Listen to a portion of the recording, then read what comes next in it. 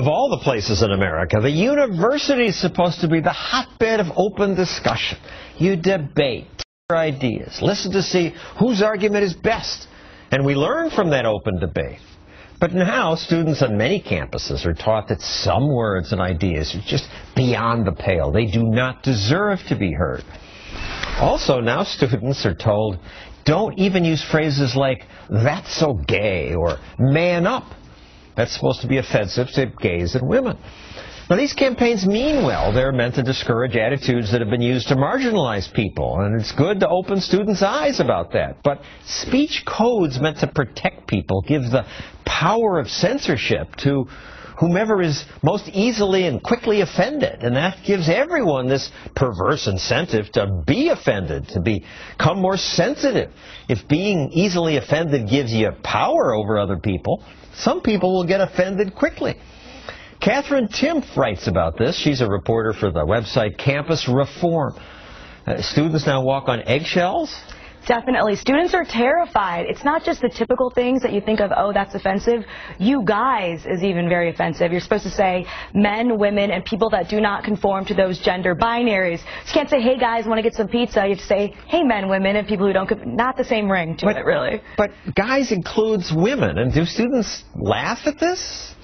Some do, and some are very, very serious. When I went to a feminist conference of college students, a lot of them were upset that a speaker addressed them as you guys, saying men, women, and people that don't conform. That's incredibly long, and you guys isn't actually saying you are all guys, and I think you're all guys. You're all people. Yeah. At Dartmouth, they were planning a party, a fiesta they called it. What happened? Well, one student complained saying that this was racist and insensitive because it did not give an accurate representation of all of Mexican culture. They weren't saying that. She described herself as Mexican-born. I'm a woman of color, but.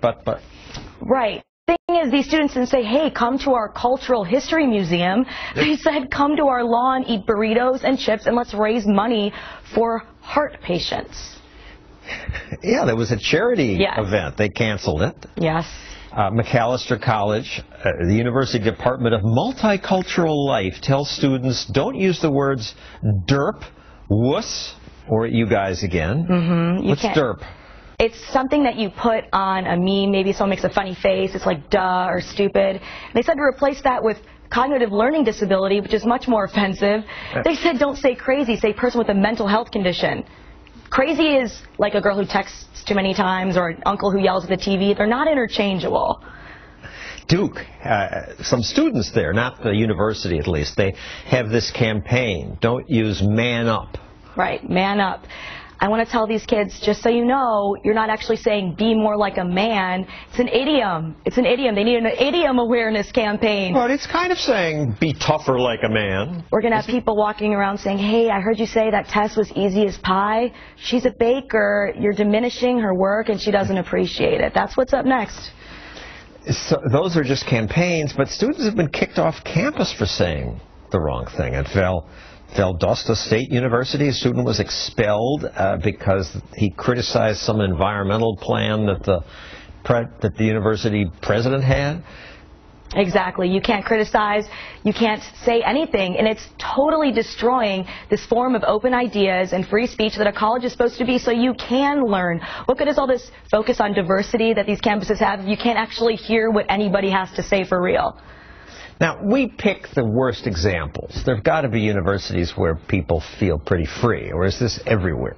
This is everywhere. I've talked to students all over the country as a reporter at Campus Reform. That's what I do, and everyone's saying that there's this on. We need to be careful because you can get in some serious trouble, or with the internet, people can blast you and you can get a name as a racist every time someone Googles you. SUNY Oswego College, a journalism student was kicked off campus for asking hockey coaches about his school's coach. He said, what you say doesn't have to be positive, that's fine. He was ordered to vacate his dorm and accused of harassment, threats, and defamation against the coach.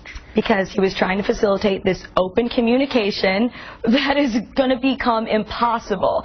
So that's going to be happening all over the place, I think, because if you can't say you guys or man up, then I'm a little terrified that I might have said something offensive during this segment without even knowing it.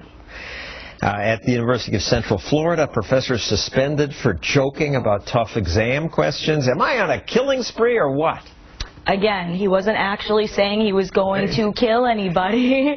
There are expressions. We're going to have to go through all of our idioms and totally destroy them and make them twice as long just to make sure not even one person is offended.